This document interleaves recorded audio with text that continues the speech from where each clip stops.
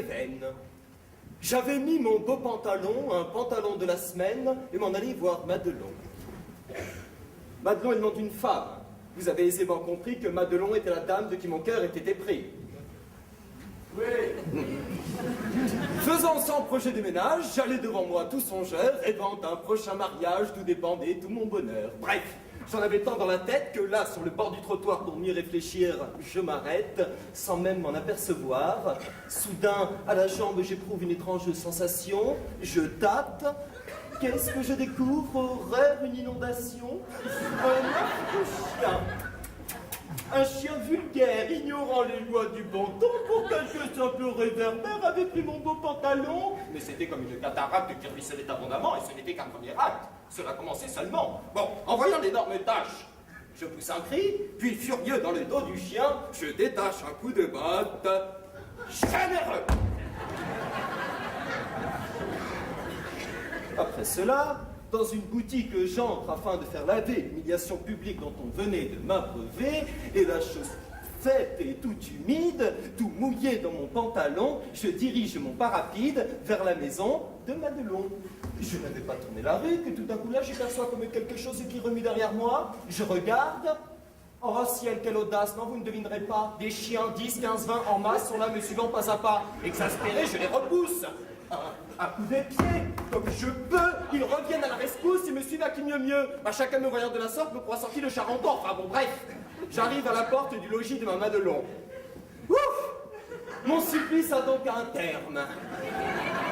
Je sonne, j'entre et promptement au nez de tous les chiens, je ferme la lourde porte, poliment.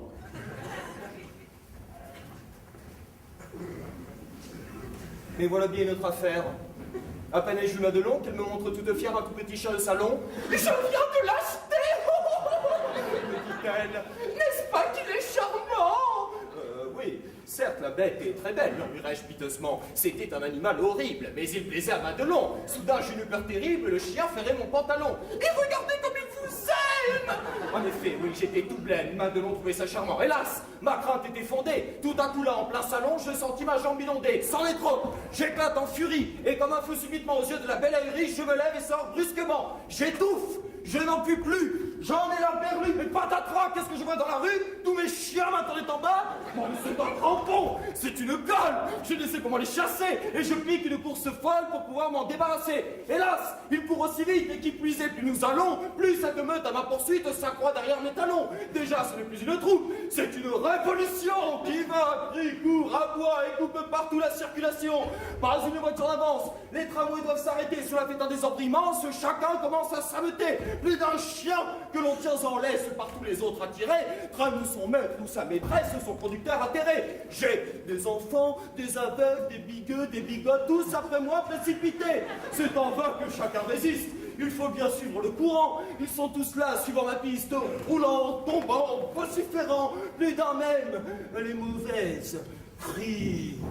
Aux armes! À l'assassin! Des gens chantent de la Marseillaise, l'épouvante est sur mon chemin, on parle de guerre civile, Paris entier est en émoi! Et moi? Je traverse la ville avec cette escorte après moi. Enfin, tout mouillé, tout en nage, j'arrive chez moi tout perclus, jurant bien le cœur plein de rage que l'on ne m'y reprendrait plus. Et depuis, d'une odeur infecte, je m'inonde de haut en bas. C'est un peu gênant dans le monde, mais les chiens ne m'approchent pas.